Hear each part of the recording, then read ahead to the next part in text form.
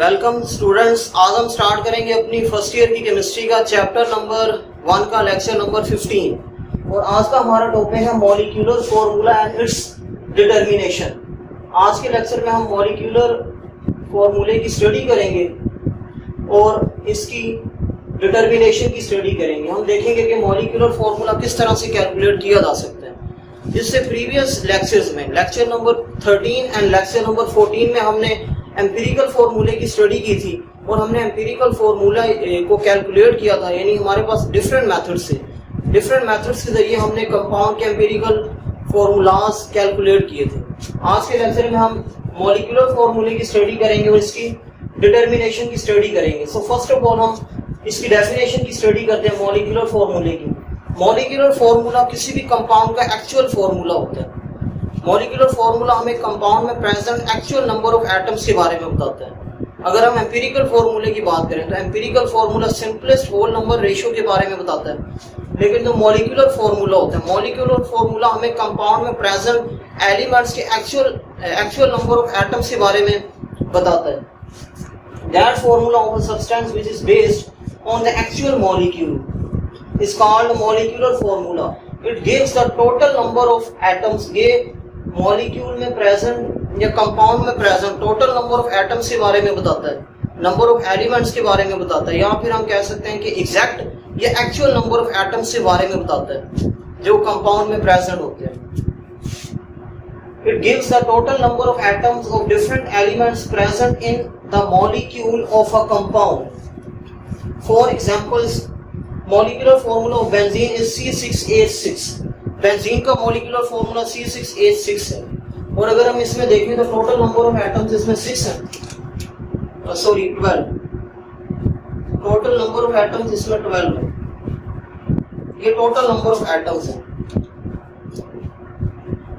अगर हम बेंजीन के एम्पिरिकल फॉर्मूले की बात करें तो बेंजीन का एम्पिरिकल फॉर्मूला ये था CH और इसमें टोटल नंबर ऑफ एटम्स 2 है।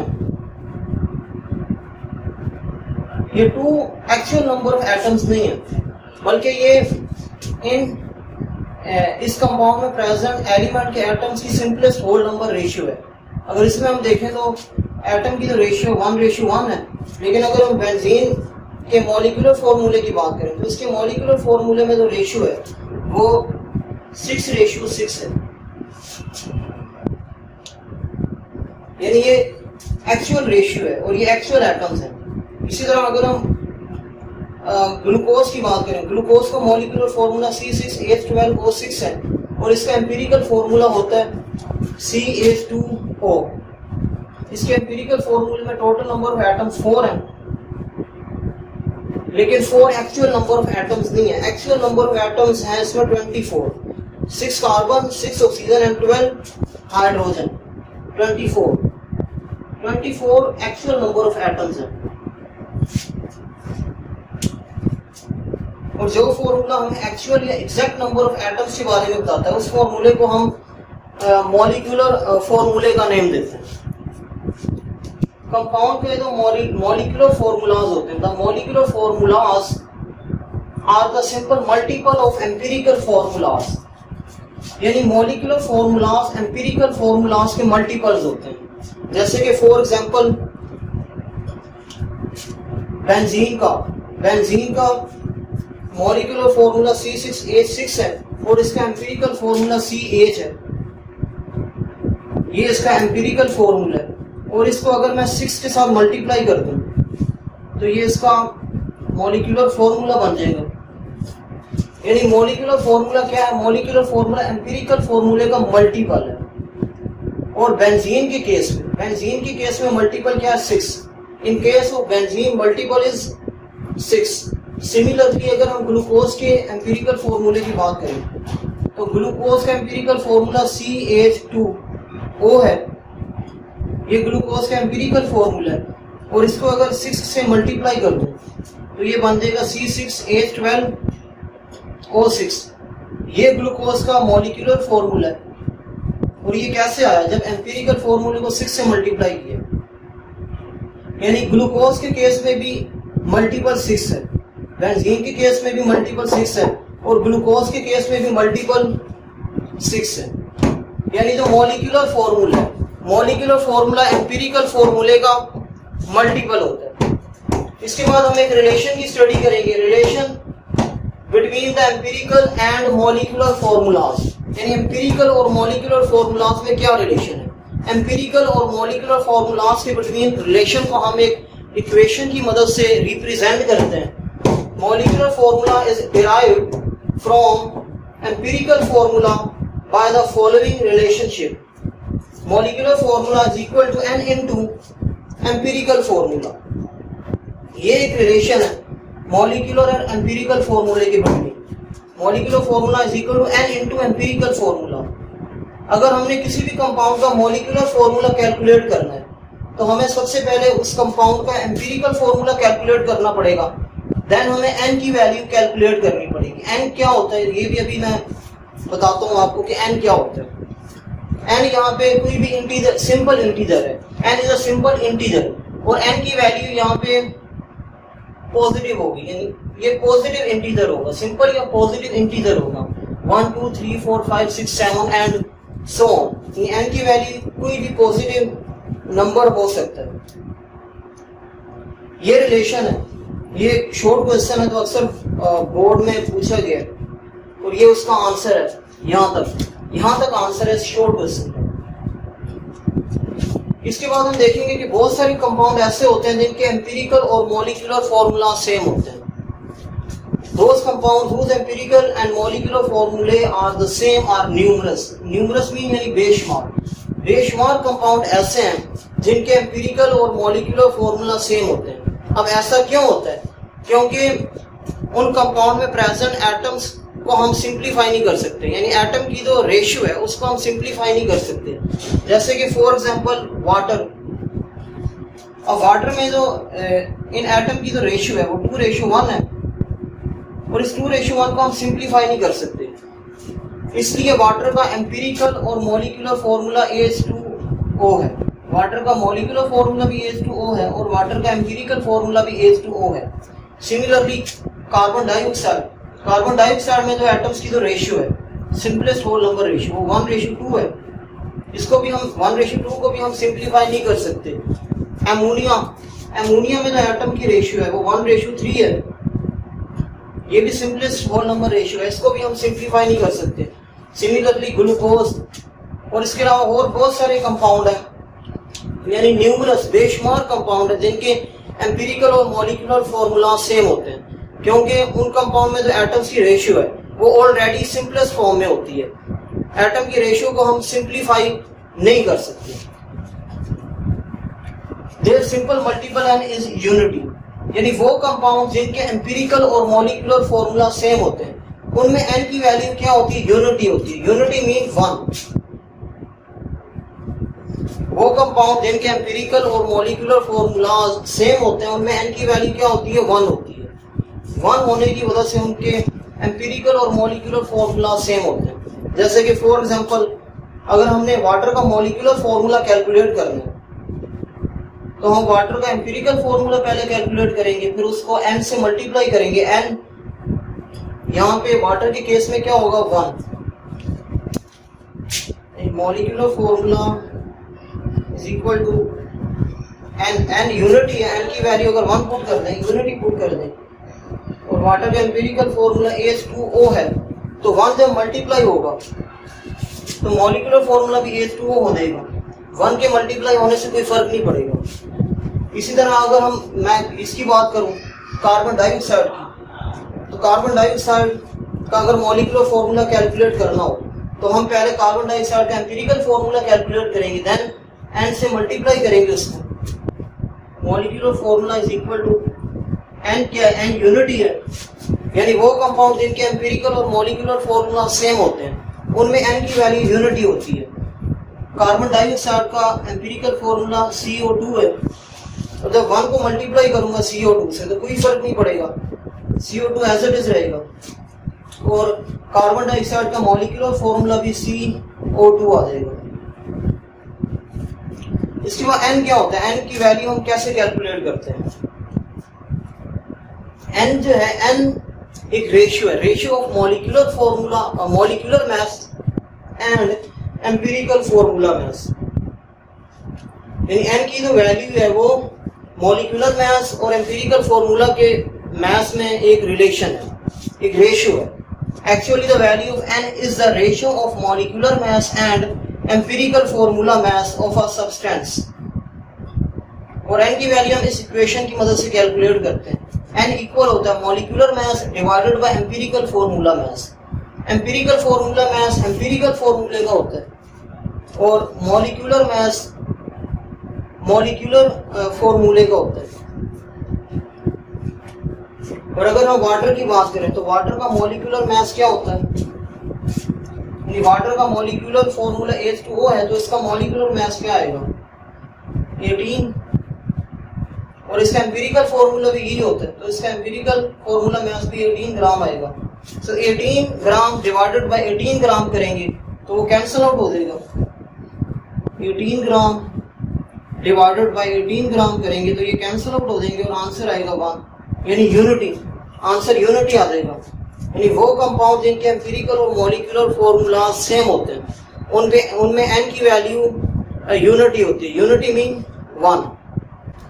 अब मैं बुक की एग्जांपल नंबर 5 सॉल्व करने लगा हूँ. एग्जांपल नंबर 5 में हमने एम्पिरिकल फॉर्मूले की डिटर्मिनेशन कर दी है, यानी कि एम्पिरिकल फॉर्मूला हमने कैलकुलेट करना है ऑर्गेनिक कंपाउंड का.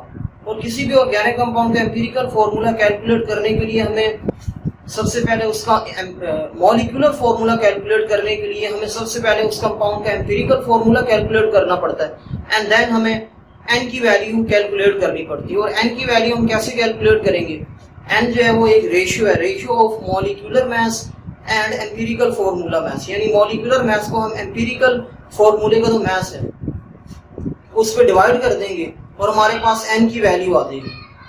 तो ये 2 थिंग्स पता होने चाहिए किसी भी कंपाउंड का मॉलिक्यूलर फॉर्मूला कैलकुलेट करने के लिए.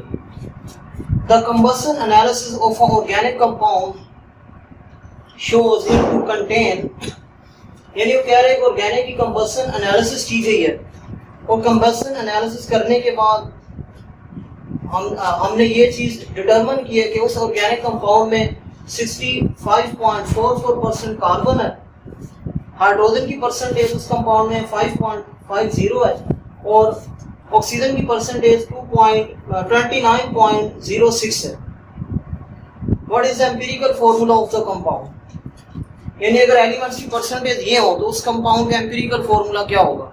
यानी एम्पिरिकल फॉर्मूला भी हमने कैलकुलेट करना है और मॉलिक्यूलर फॉर्मूला भी कैलकुलेट करना है, क्योंकि एम्पिरिकल फॉर्मूले के बगैर हम मॉलिक्यूलर फॉर्मूला कैलकुलेट ही नहीं कर सकते. क्योंकि आपने एक रिलेशन की स्टडी की थी, relationship between empirical and molecular formula. वो रिलेशन क्या था, molecular formula is equal to n into empirical formula. If the molecular mass of this compound is 110.15 gram per mole, calculate the molecular mass of the compound. अब numerical करने के 3 step होते हैं. Step number 1 होता है given data. Given data में इनकी percentages given है, कार्बन की परसेंटेज गिवन है, हाइड्रोजन की भी गिवन है और ऑक्सीजन की परसेंटेज भी गिवन है. और फाइंड हमने क्या करना है, हमने कंपाउंड का empirical and then molecular formula find out करना है. ये सेकंड स्टेप होता है. स्टेप नंबर 3 होता है सॉल्यूशन. तो एम्पिरिकल फॉर्मूला हम कैसे कैलकुलेट करते हैं, ये तो हम बहुत ही डिटेल से इस चीज की स्टडी कर चुके हैं कि एम्पिरिकल फॉर्मूला कैसे कैलकुलेट करते हैं. एम्पिरिकल फॉर्मूला कैलकुलेट करने के 4 स्टेप होते हैं. स्टेप नंबर 1 होता है परसेंटेज, एलिमेंट की परसेंटेज कैलकुलेट करते हैं. स्टेप नंबर 2 में एलिमेंट्स के मोल्स या ग्राम एटम्स कैलकुलेट करते हैं. और स्टेप नंबर 3 में मोलर रेशियो या एटॉमिक रेशियो कैलकुलेट करते हैं एलिमेंट्स की.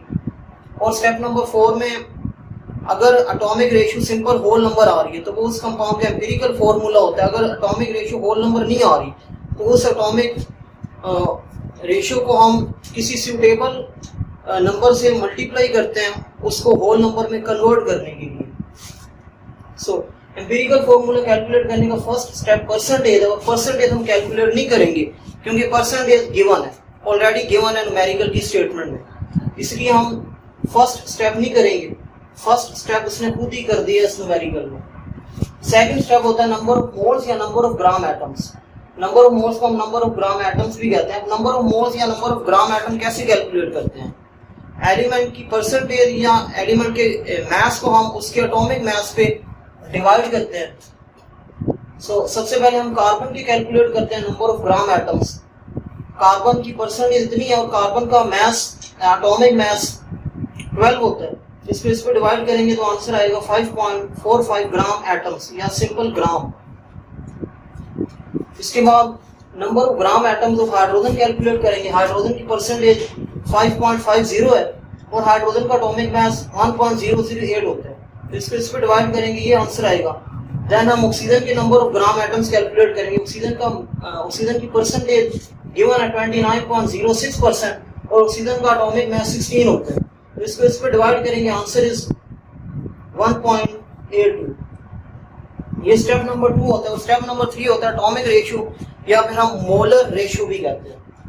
अब एटॉमिक रेशियो या मोलर रेशियो हम कैसे कैलकुलेट करते हैं? जितने भी नंबर ऑफ ग्राम एटम्स आते हैं उन नंबर ऑफ ग्राम एटम्स को हम स्मॉलेस्ट नंबर ऑफ मोल्स या नंबर ऑफ ग्राम एटम्स से डिवाइड करते हैं। अब यहाँ पे टोटल हमारे पास जो नंबर ऑफ ग्राम एटम्स आए हैं वो 3 हैं, ये 3 है और इन तीनों में से smallest number of gram atoms ये हैं 1.82। तो हम इन तीनों को 1.82 पे डिवाइड करेंगे, उससे एटॉमिक रेशियो आ जाएगी। एटॉमिक रेशियो तो आएगी वो 3:1 है। ये एटॉमिक रेशियो है जो आई है हमारे पास। और ये जो एटॉमिक रेशियो है ये सिंपल होल नंबर है। स्टेप नंबर 4 क्या होता है? स्टेप नंबर 4 हमने स्टडी किया था कि अगर atomic ratio simple whole number आ रही है तो वो उस कंपाउंड का एम्पिरिकल फॉर्मूला है। और यहाँ पे जो एटॉमिक रेशियो वो सिंपल होल नंबर आ रही है, इसलिए इस कंपाउंड का मॉलिक्यूलर एम्पिरिकल फॉर्मूला क्या होगा? C3H3O। अब एम्पिरिकल फॉर्मूला कैलकुलेट करने के बाद हम इस एम्पिरिकल फॉर्मूले का मास भी कैलकुलेट कर लेंगे। Empirical formula mass is equal to, empirical formula mass कैसे कैलकुलेट करेंगे? इस एम्पिरिकल फॉर्मूले में जितने भी एटम्स हैं उन एटम्स के एटॉमिक मासेस को सम अप कर देंगे। इसमें टोटल 7 एटम्स हैं, 3 carbon, 3 hydrogen and 1 oxygen. Total number of atoms 7 है। तो इन 7 एटम्स के एटॉमिक मासेस को हम सम अप करेंगे, ऐड अप करेंगे। तो कार्बन का एटॉमिक मास 12 होता है, लेकिन यहाँ पे 3 कार्बन है। 1 कार्बन एटम का एटॉमिक मास 12 है। यहाँ पे 3 कार्बन एटम है, 3 का कितना होगा? सिंपली 3 को मल्टीप्लाई कर देंगे 12 से। हाइड्रोजन का एटॉमिक मास 1.008 होता है, लेकिन यहाँ पे 3 हाइड्रोजन एटम्स हैं। तो सिंपली 3 को मल्टीप्लाई कर देंगे 1.008 से, प्लस करेंगे एटॉमिक मास ऑफ ऑक्सीजन। इनको मल्टीप्लाई और सम करेंगे, हमारे पास वैल्यू आएगी 55.05 ग्राम पर मोल। और मॉलिक्यूलर मास गिवन था कंपाउंड का जो कि 110.15 ग्राम पर मोल है। इसके बाद n की वैल्यू हम कैलकुलेट कर लेंगे। n क्या होता है? n is a ratio of molecular mass and empirical formula mass. Molecular mass given हमारे पास 110.15 और एम्पिरिकल फॉर्मूला मास हमने कैलकुलेट किया था जो कि 55.05 ग्राम पर मोल आ रहा है। यूनिट सेम है, न्यूमिनेटर और डिनोमिनेटर में सेम यूनिट हो तो कैंसिल आउट हो जाते हैं। इसको इस पे डिवाइड करेंगे, हमारे पास n की वैल्यू आएगी 2। अब हम मॉलिक्यूलर फॉर्मूला कैलकुलेट करेंगे by using the following relationship. Molecular formula is equal to n into empirical formula. So, n की वैल्यू हमने कैलकुलेट की थी 2 आई है और एम्पिरिकल फॉर्मूला C3H3O है। 2 को मल्टीप्लाई कर देंगे इससे, 2 को 3 से मल्टीप्लाई करेंगे 6, फिर 2 3 से मल्टीप्लाई होगा 6 और ऑक्सीजन 1 है, 2 को 1 से मल्टीप्लाई करेंगे O2। ये कंपाउंड का मॉलिक्यूलर फॉर्मूला आ गया और यही हमने कैलकुलेट करना था, empirical formula and molecular formula. दोनों फॉर्मूले हमने उस ऑर्गेनिक कंपाउंड के कैलकुलेट कर लिए। अब ये तो हमने मॉलिक्यूलर फॉर्मूला कैलकुलेट किया। इस मॉलिक्यूलर फॉर्मूले की बहुत सारी स्ट्रक्चर्स पॉसिबल है, यानी इस मॉलिक्यूलर फॉर्मूले की बहुत सारी स्ट्रक्चर्स बनाई जा सकती हैं। अब मैं आपको बना के भी दिखाता हूँ कि कितनी स्ट्रक्चर हम इस मॉलिक्यूलर फॉर्मूले की बना सकते हैं।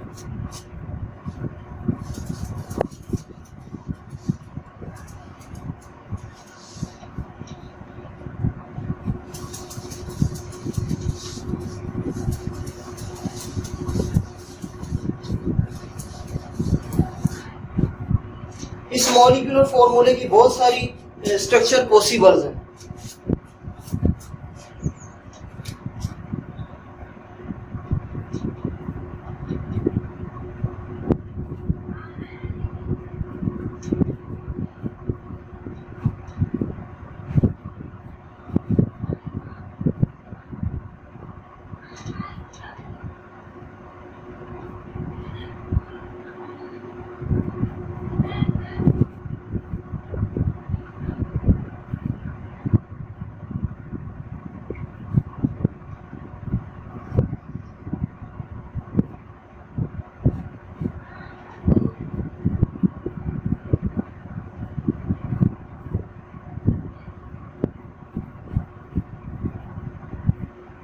एक ये स्ट्रक्चर पॉसिबल है स्मॉल मॉलिक्यूल और 4 मॉलिक्यूल। इसमें अगर आप लोग काउंट करो तो total number of carbon atom 6 है, total number of hydrogen atom भी 6 है और total number of oxygen atom इसमें 2 है। एक ये ऑक्सीजन एटम है और ये सेकंड ये है। और अगर हम कार्बन एटम की बात करें तो कार्बन एटम भी इसमें 6 है, 1 2 3 4 5 और 6। हाइड्रोजन एटम भी 6 है, 1 2 3 ये और 3 ये है, यानी हाइड्रोजन एटम भी इसमें 6। और इस कंपाउंड का नेम होता है 2 एसिटाइल फ्यूरेन। ये इस कंपाउंड का नेम है 2 एसिटाइल फ्यूरेन। ये फ्यूरेन का मॉलिक्यूल है और सेकंड पोजीशन पे जो है वो एसिटाइल ग्रुप लगा हुआ। अगर इसको हम फर्स्ट पोजीशन पे है तो ये सेकंड पोजीशन होगी। सेकंड पोजीशन पे एसिटाइल, ये एसिटाइल ग्रुप है, एसिटाइल ग्रुप लगा हुआ है, इसलिए इसको हम 2 एसिटाइल फ्यूरेन का नेम देते हैं। और इस कंपाउंड का अगर हम मॉलिक्यूलर फॉर्मूला देखें तो इस कंपाउंड का मॉलिक्यूलर फॉर्मूला ये है C6H6O2 और ये इसका स्ट्रक्चरल फॉर्मूला है इस कंपाउंड का।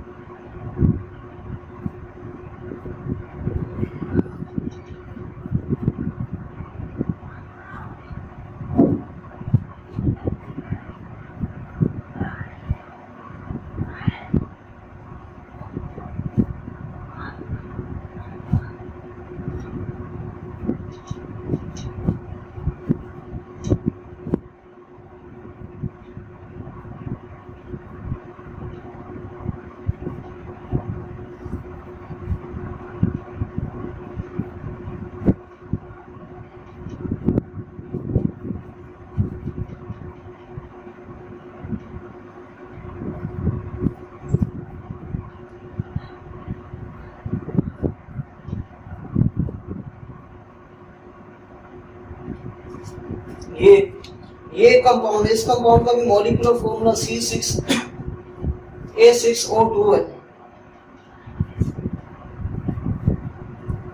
और इस कंपाउंड का नेम होता है कैचिकोल। इसको हम कैचिकोल कहते हैं या फिर इसको हम बेंजीन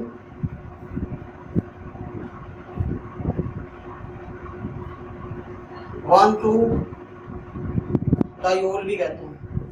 इसके अलावा और भी बहुत से कंपाउंड हैं जिनके मॉलिक्यूलर फॉर्मूले यही होते हैं।